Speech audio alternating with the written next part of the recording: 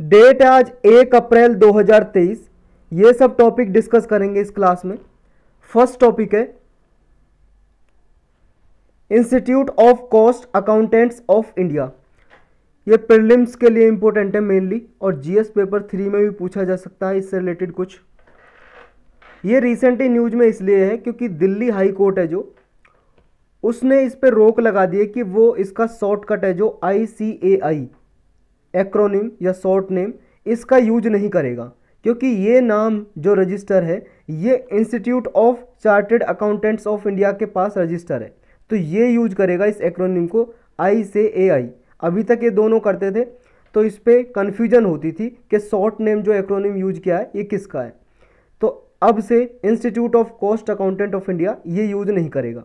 तो हम इसकी डिटेल जानेंगे, ये है क्या इंस्टीट्यूट, और ये जो दूसरा है चार्टर्ड अकाउंटेंट्स ऑफ इंडिया ये क्या है। पहले जानते हैं institute of cost accountants of India. ये एक स्टैट्यूटरी बॉडी है, सांविधिक संस्था है, यानी कि पार्लियामेंट ने एक्ट बनाया 1959 में, cost and works accountants act 1959, तब इसको बनाया गया Indian cost accountants of India. इसका मैंडेट क्या है, क्या काम करता है ये? देखो, हमारे इंडिया में जितनी भी कॉस्ट और मैनेजमेंट अकाउंटेंसी है उसका जो भी प्रोफेशन है उसके लिए रेगुलेशन बनाता है। मतलब जो इसमें अपना कोई डिग्री वगैरह करते हैं कॉस्ट एंड मैनेजमेंट अकाउंटेंसी में, उसके लिए प्रोफेशन के लिए रूल्स रेगुलेशन बनाता है ये हमारे इंडिया में केवल इकलौती ऐसी स्टैट्यूटरी बॉडी है, सांविधिक संस्था है जो रिकॉग्नाइज है इस कॉस्ट एंड मैनेजमेंट अकाउंटेंसी के लिए। और किसके अंडर काम करती है? मिनिस्ट्री ऑफ कॉरपोरेट अफेयर्स के अंडर। ये आपको मिनिस्ट्री आपको याद रखनी है, कॉरपोरेट अफेयर्स मंत्रालय के अंडर काम करती है। कॉस्ट अकाउंटिंग का मतलब क्या होता है? कॉस्ट अकाउंटिंग का मतलब होता है कि किसी भी कंपनी का कॉस्ट स्ट्रक्चर उसके बारे में रिपोर्टिंग करना, उसकी एनालिसिस करना। मतलब ये हुआ कि उसका जो भी प्रोडक्ट है कंपनी का, कोई सर्विस प्रोवाइड कर रही है या कोई और एक्टिविटी कर रही है या किसी भी एक्टिविटी में वो इन्वॉल्व है कंपनी, उसके बारे में सारी इंफॉर्मेशन कॉस्ट की वो इकट्ठा करना। तो कॉस्ट अकाउंटिंग का मतलब यही हो गया कि कंपनी अपनी मनी कहाँ पे स्पेंड कर रही है, खर्चा कहाँ पे कर रही है, कहाँ से वो पैसा कमा रही है मनी, मतलब कंपनी कहाँ से मनी कमा रही है, अर्न कर रही है, और कहाँ पे वो खर्च कर रही है और कहाँ पे उसका लॉस्ट हुआ है मनी का कहाँ पे लॉस्ट हो रहा है उसका, ये सब कुछ इसका जो आइडेंटिफाई करता है कॉस्ट अकाउंटिंग में आता है ये सब कुछ। तो ये कॉस्ट अकाउंटिंग है जो, इसका मतलब ये हुआ कि रिपोर्ट करना, एनालाइज करना और इंटरनल कॉस्ट जो कंट्रोल है उसको एक तरह से इम्प्रूवमेंट करना, यानी कि कंपनी के कामकाज में एफिशिएंसी लेके आना। कंपनी को इस बारे में, यानी कि कॉस्ट अकाउंटिंग की अगर नॉलेज होगी कि वो कहाँ पे पैसा खर्च कर रही है, कहाँ से पैसा कमा रही है और कितना मनी उसका लॉस्ट हो गया, ख़राब हो गया, इसकी सारी इन्फॉर्मेशन होगी तो कंपनी की एफिशिएंसी इंक्रीज हो सकेगी और उसका कॉस्ट कंट्रोल इम्प्रूव हो सकेगा। अब जानते हैं institute of chartered accountants of India के बारे में। देखो, ये भी एक स्टैट्यूटरी बॉडी है, ये भी इंडियन गवर्नमेंट ने एक एक्ट पास किया 1949 में, चार्टर्ड अकाउंटेंट्स एक्ट 1949, इसके द्वारा इसको बनाया। तो स्टैट्यूटरी बॉडी होगी, सांविधिक संस्था हिंदी में बोलते हैं, सांविधिक, संवैधानिक नहीं, सांविधिक। कॉन्स्टिट्यूशनल बॉडी है उसको हिंदी में संवैधानिक बोलते हैं, संवैधानिक, और ये है सांविधिक। सांविधिक ये आपको याद रखना है, सांविधिक संस्था। इसका मैंडेट क्या है, इसका काम क्या है? इंडियन चार्टर्ड अकाउंटेंट्स या चार्टर्ड अकाउंटेंट्स ऑफ इंडिया, इसका काम ये है, देखो जो भी हमारे इंडिया में CA करते हैं या CS करते हैं, चार्टर्ड अकाउंटेंट की डिग्री या कंपनी सेक्रेटरीट, उनके लिए रूल्स रेगुलेशन बनाती है। यानी कि हमारी कंट्री में जो भी चार्टर्ड अकाउंटेंसी के लिए प्रोफेशन करते हैं उनके लिए रूल्स रेगुलेशन बनाती है। अकाउंटिंग स्टैंडर्ड्स क्या होना चाहिए ये बनाती है, यानी कि अकाउंटिंग किस तरह से की जानी चाहिए उसके लिए भी रूल्स रेगुलेशन ये बनाती है कि इस फॉर्मेट में आपको अकाउंटिंग करनी है किसी कंपनी की। अकाउंटिंग का मतलब क्या होता है ये तो आप जानते हो ना, अभी समझेंगे। ये देखो, ऑडिटिंग प्रोसीजर है जो, उसके लिए भी स्टैंडर्ड बनाती है कि इस तरह से आपको ऑडिटिंग करनी है और इस तरह से अकाउंटिंग करनी है। अब समझते हैं अकाउंटिंग और ऑडिटिंग में क्या फ़र्क है। देखो, अकाउंटिंग को हिंदी में बोलते हैं लेखा पद्धति या लेखा जोखा, या सिंपल भाषा में और हिसाब किताब। यानी कि इसमें क्या आ गया अकाउंटिंग में, इसमें कंपनी की जो फाइनेंशियल स्टेटमेंट है वो आपको तैयार करनी है। कोई भी ऑफिसर है, एक्सपर्ट करेगा, सीए करेगा, सीएस करेगा, कोई भी, तो फाइनेंशियल स्टेटमेंट तैयार करेगा, यानी कि कितना पैसा वहाँ खर्च हुआ, कितना कहाँ से आया, कितना लॉस्ट हुआ, ये सब फाइनेंशियल स्टेटमेंट, कितना उसने प्रोडक्ट खरीदा, कितना कच्चा माल खरीदा कंपनी ने, कितने प्रोडक्ट बनाए बेचे, जितने भी उसकी अकाउंटिंग है की इन्फॉर्मेशन है, उसको बोलते हैं फाइनेंशियल स्टेटमेंट। तो अकाउंटिंग में क्या आ गया, यानी कि कंपनी का फाइनेंशियल स्टेटमेंट तैयार करना। फिर ऑडिटिंग का क्या मतलब है, ऑडिटिंग का मतलब होता है हिंदी में परीक्षण या लेखा परीक्षण या अंकेक्षण, अंकेक्षण बोल सकते हो आप, परीक्षण या अंकेक्षण, अंकेक्षण। तो क्या मतलब है ऑडिटिंग का, देखो अकाउंटिंग में क्या करते हैं हम, फाइनेंशियल स्टेटमेंट है जो वो बनाते हैं, और ऑडिटिंग में करते हैं इसका एग्जामिनेशन, यानी कि ये सही बना है नहीं बना है, ये हम ऑडिटिंग में करते हैं। तो दोनों में सिर्फ थोड़ा सा फर्क है। अकाउंटिंग में हम तैयार करते हैं फाइनेंशियल स्टेटमेंट कि कितना उसका खर्चा हुआ कंपनी का, कितना उसने अर्निंग की, कितना वो लॉस्ट हुआ मनी का, ये सब तैयार करना, उसकी एक मतलब ये समझ लो एक कॉपी में, एक नोटबुक में ये सब कुछ तैयार करना। और ऑडिटिंग में ये फिर हम परीक्षण करते हैं, इसका देखते हैं कि एक सही है या गलत है, किस तरह से किया गया फाइनेंशियल स्टेटमेंट। तो ये फ़र्क है दोनों में। तो इनके लिए किस तरह से ऑडिटिंग करनी है, किस तरह से अकाउंटिंग करनी है, इसके लिए स्टैंडर्ड बनाती है ये चार्टर्ड अकाउंटेंट ऑफ इंडिया। और ये जो इंस्टीट्यूट है, institute of chartered accountant of India, rules regulation भी बनाता है कि चार्टर्ड अकाउंटेंसी, ये जो प्रोफेशन जो करते हैं लोग, सीए करते हैं, उनके लिए रूल्स रेगुलेशन भी बनाता है। ये कौन से मंत्रालय के अंडर काम करता है, सेम मंत्रालय है मिनिस्ट्री ऑफ कॉर्पोरेट अफेयर, जिसके under Indian cost accountancy of India काम करता है, इंस्टीट्यूट है जो, उसी के अंडर ये भी काम करता है, मिनिस्ट्री ऑफ कॉर्पोरेट अफेयर के अंडर। तो ये बस याद रखना है, इसमें यही था इसके बारे में। नेक्स्ट टॉपिक है तिब्बतन बुद्धिज्म। ये रिसेंटली न्यूज में है, ये प्रीलिम्स के लिए भी इम्पोर्टेंट है और GS paper 1 art and culture के लिए भी इम्पोर्टेंट है। रिसेंटली न्यूज में इसलिए आया, जो दलाई लामा है उन्होंने देखो 10वें खालका जेत्सन धाम्पा रिनपोछे का एक तरह से नेम जारी किया है। एक लड़का है भाई साहब, 10 साल का है, उसका यूएस में जन्म हुआ, अमेरिका में जन्म हुआ, लेकिन है मंगोलियन। मंगोलिया जानते हैं आप कहाँ पे, ये देखो चाइना और रसिया के बीच में ये मंगोलिया, मंगोलियन ओरिजिन है, मंगोलिया का लड़का है, 10 साल का है। अब वो होगा 10वां होगा खालका जेत्सुन धाम्पा रिनपोछे। ये कोई नाम नहीं है, ये पोस्ट का नाम है, ये पोस्ट का नाम है खालका जेत्सुन धाम्पा रिनपोछे। किस तरह की पोस्ट है, देखो तिब्बतन बुद्धिज्म में एक जनांग ट्रेडिशन है, तिब्बतन बुद्धिज्म है जो, तिब्बतन बुद्धिज्म धर्म रिलीजन, उसी के अंडर ही ये समझ लो एक जनांग ट्रेडिशन है, ये समझ लो ब्रांच है, उसकी शाखा है जनांग ट्रेडिशन। उसका हेड होता है खालका जेत्सुन धाम्पा रिनपोछे, मतलब उसके हेड की पोस्ट है। जैसे देखो हमारे इंडिया है, इंडिया में प्राइम मिनिस्टर एक पोस्ट है, तो इस तरह से हेड है हमारे इंडिया का गवर्नमेंट का। इस तरह से जनांग ट्रेडिशन यानी कि उसके रिलीजन में, धर्म में पोस्ट है खालका जेत्सुन धाम्पा रिनपोछे। और दलाई लामा भी पोस्ट है, ये स्पिरिचुअल गुरु हैं, धार्मिक गुरु हैं तिब्बतन बुद्धिज्म के, धार्मिक गुरु। और देखो उनके एडमिनिस्ट्रेटिव गुरु भी माने जाते हैं, यानी कि तिब्बत को एक तरह से गवर्न करने के लिए, जैसे प्राइम मिनिस्टर है, प्राइम मिनिस्टर की तरह समझा जाता है दलाई लामा को। क्योंकि देखो अभी तिब्बतन आपको पता है कंट्रोल चाइना का है, और तिब्बत चाहता है चाइना से अलग होना। दलाई लामा इसके लिए करते रहते हैं अपना प्रयास, एफर्ट करते रहते हैं। तो स्पिरिचुअल गुरु भी हैं, धार्मिक गुरु भी हैं दलाई लामा तिब्बत के, और तिब्बतन बुद्धिज्म के स्पिरिचुअल गुरु के साथ साथ ये तिब्बत के एडमिनिस्ट्रेटिव गुरु भी माने जाते हैं, यानी कि एक तरह से प्राइम मिनिस्टर समझ लो। तो जो खालका जेत्सुन धाम्पा रिनपोछे को अभी नेम दिया गया है दलाई लामा ने, तो दलाई लामा उसका नाम देते हैं। तो इसके बारे में जानते हैं पूरा डिटेल से। ये देखो ये है दलाई लामा जो आप देख रहे हो। बुद्धिज्म ओरिजिनेट इंडिया से होता है, आप सबको पता है, बुद्धिज्म के बारे में आपने पढ़ा ही होगा, नहीं पढ़ा है तो देखो आर्ट एंड कल्चर की प्लेलिस्ट में बुद्धिज्म के बारे में डिटेल में लेक्चर बना हुआ है, लगभग 1.25 घंटे का है वो लेक्चर। उसमें पूरा डिटेलिंग से, कहीं से भी आपका बुद्धिज्म से क्वेश्चन आएगा वो कभी नहीं छूटेगा अगर आप उस लेक्चर को देख लोगे। तो बुद्धिज्म ओरिजिन होता है इंडिया से, क्योंकि आपको पता है गौतम बुद्ध जो है उनका जन्म होता है लुम्बिनी, जो नेपाल में है।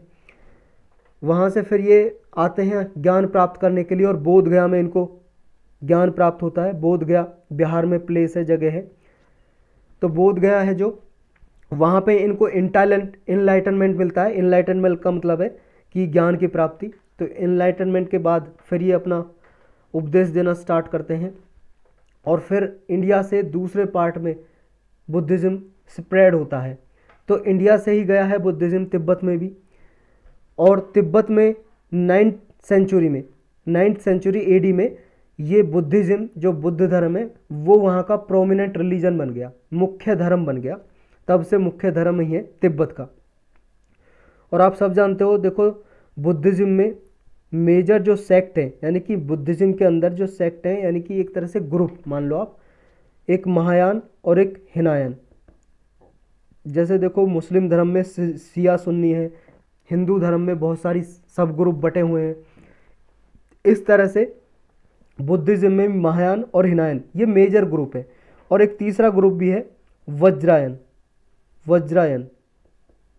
तो ये महायान और वज्रायन की ट्रेडिशन है जो बुद्धिज़्म की, इससे ही तिब्बतन बुद्धिज़्म इवॉल्व हुआ है। और फिर साथ साथ कुछ तांत्रिक और सामनिक प्रैक्टिसेस हैं जो इनको भी इंक्लूड कर लिया तिब्बतन बुद्धिज़्म ने। और इंडिया में भी पोस्ट गुप्ता पीरियड में, जब गुप्त वंश का यहाँ पे राज हुआ करता था, एम्पायर साम्राज्य हुआ करता था इंडिया में, उसके बाद ये बुद्धिज़्म में कुछ प्रैक्टिसेस इवॉल्व होती चली गई।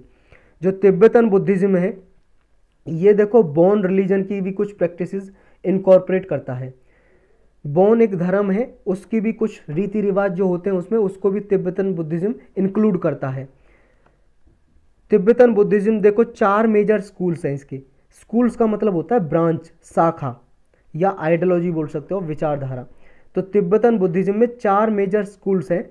एक है यिंगमा, 8th सेंचुरी में बनाई।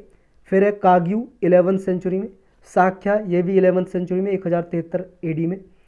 एक है गेलुग है जो 1409 में ये स्कूल बना, ब्रांच बनी। एक 12th सेंचुरी में जनांग स्कूल बना, जनांग स्कूल। और देखो ये जो जनांग स्कूल है ये स्मॉलर स्कूल है साक्या स्कूल के अंडर।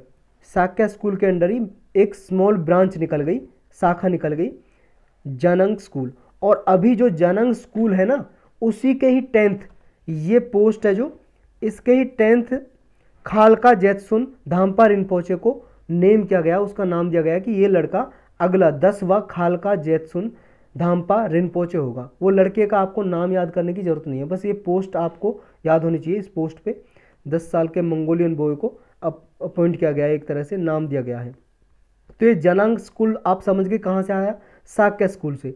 आपको मेनली ये याद होने चाहिए कि जो तिब्बतन बुद्धिज़्म के 4 स्कूल है मेजर, निंगमा, काग्यू, साक्या, गेलुग। और साक्या से निकल के आया जानांग, इससे ये जानांग बना, ये अलग ब्रांच बन गई इसी के अंदर। तो ये जो गेलुग स्कूल है, ये देखो ये जो गेलुग स्कूल है ये वन ऑफ द प्रोमिनेंट माना जाता है इस तिब्बतन बुद्धिज़्म में। तो इस ब्रांच के बारे में थोड़ा पढ़ लेते हैं हम, गेलुग स्कूल्स या गेलुग ब्रांच, शाखा, आइडियोलॉजी। 1640 से जो गेलुग स्कूल्स है ये तिब्बतन बुद्धिज़्म में प्रोमिनेंट या प्रीडोमिनेंट स्कूल माना जाता है, मुख्य एक तरह से मेजर माना जाता है। इन चारों में, पांचों में जो भी है, इनमें मेजर प्रीडोमिनेंट स्कूल माना जाता है गेलुग। जो दलाई लामा है वो गेलुग स्कूल से ही, गेलुग जो ब्रांच है उससे बिलोंग करते हैं दलाई लामा। दलाई का मतलब होता है ओशन, मंगोल भाषा में सागर, ocean. Dalai Lama foremost spiritual और टेम्पोरल अथॉरिटी है तिब्बत की। ये हमने ऊपर डिस्कस किया है, धार्मिक गुरु और टेम्पोरल अथॉरिटी तिब्बत की।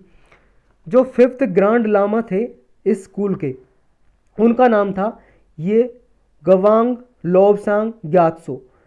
ये जो 5th ग्रांड लामा थे उनके बाद पहली बार इनके नाम में लामा के आगे दलाई लामा जोड़ा गया, यानी कि दलाई जोड़ा गया। उससे पहले ये लामा के नाम से जाने जाते थे। अभी जो धार्मिक गुरु की पोस्ट है दलाई लामा, 5th तक ये जाने जाते थे लामा। फिर 5th जो बने लामा, फिर उनके नाम में आगे जोड़ा गया दलाई। फिर वो दलाई लामा पोस्ट के नाम से जाने लगी। ये जो पोस्ट है, पद है धार्मिक गुरु की। अपने रूल को कंसोलिडेट करने के लिए जो दलाई लामा है उन्होंने देखो एक ट्रेडिशन जो है ये गेलुंग स्कूल के री इनकारनेशन के थ्रू ये ट्रेडिशन का सक्सेशन किया। यानी कि ऐसा माना जाता है कि री इनकारनेशन का मतलब होता है पुनर्जन्म, कि गेलुंग स्कूल में जो पुनर्जन्म होता जा रहा है ये ट्रेडिशन चलती आ रही है। यानी कि जो दलाई लामा है, एक तरह से जिसको दलाई लामा बनाया जाता है, जैसे मान लो अब इनकी डेथ होने वाली है दलाई लामा की, तो फिर ये अगला दलाई लामा बताएंगे कौन होगा, तो एक तरह से वो उनका इनकारनेशन होगा। इनकारनेशन का मतलब ये हो गया, अवतार बोलते हैं हिंदी में, अवतार एक तरह से। जैसे आपने हिंदू धर्म में देखा होगा कि अवतार भगवान विष्णु के अवतार हुए, भगवान कृष्ण, भगवान राम, इस तरह से ये अवतार माने जाते हैं ये बुद्धिज्म धर्म में भी। और ऐसा कहा जाता है कि जो एक बोधिसत्व थे महायान ट्रेडिशन में, महायान जो ब्रांच है बुद्धिज्म की, उसमें बोधिसत्व थे। एक बोधिसत्व कौन होते हैं ये समझ लो, ये भाई साहब आदमी है, ही बोधिसत्व गुरु हैं ये एक तरह से, या आदमी बोल सकते हो या मोंक बोल सकते हो, मोंक यानी कि साधु। साधु ये बोधिसत्व वो हैं कि इन्होंने बहुत ज़्यादा ज्ञान प्राप्त कर लिया, अब ये बिल्कुल ना मुक्ति की कगार पे हैं, मतलब साल्वेशन मिलने वाला है, इन्हें मुक्ति मिलने वाली है। जो ये संसार है ना, संसार का जो ये साइकिल है कि जन्म मृत्यु, जो ये साइकिल है बर्थ की, इससे उनको मुक्ति मिलने वाली है क्योंकि उन्होंने पूरा ज्ञान प्राप्त कर लिया। लेकिन ये अपने ज्ञान को दूसरों को बांट रहे हैं और मुक्ति नहीं लेना चाह रहे, अपनी मुक्ति को, साल्वेशन को रोका हुआ है और ज्ञान बांट रहे हैं संसार में, तो वो उन्हें बोलते हैं बोधिसत्व, एक तरह से मोंकी है। तो एक बहुत ही most important, one of the most important रहे थे बोधिसत्व, जिनका नाम था अवलोकितेश्वर। तो ये अवलोकितेश्वर हैं जो इनके इनकारनेशन माने जाते हैं। ये जो है गेलुंग स्कूल में इनके री इनकारनेशन माने जाते हैं दलाई लामा। दलाई लामा है जो किसके अवतार माने जाते हैं ये आपको याद रखना है, अवलोकितेश्वर। और ये कौन है, अवलोकितेश्वर, ये बोधिसत्व हैं। और बोधिसत्व क्या है हम ऑलरेडी समझ चुके हैं। तो यही था इसके बारे में। नेक्स्ट टॉपिक है ICHR to use ancestry records. ये प्रीलिम्स के लिए भी इंपॉर्टेंट है और मेंस के लिए भी, GS पेपर 1 के लिए भी इंपॉर्टेंट है, ये आर्ट एंड कल्चर के लिए भी। देखो जो Indian council of historical research है, ये अपना एक डेटा तैयार रखता है किसके बारे में, जैसा इसके नाम में हिस्टोरिकल रिसर्च, यानी कि हिस्ट्री के बारे में जो भी रिसर्च हुई है उसका एक डेटा रहता है Indian council of historical research के पास। और कोई भी मान लो स्कॉलर्स है, कोई विद्वान है या कोई रिसर्च कर रहा है, वो रिसर्च कर रहा है तो अपना जो भी मान लो रिसर्च कर रहा है उसका जो डेटा अगर वो चाहता है कोई स्कॉलर्स विद्वान, तो उसको डेटा प्रोवाइड करने का काम भी करता है Indian council of historical research.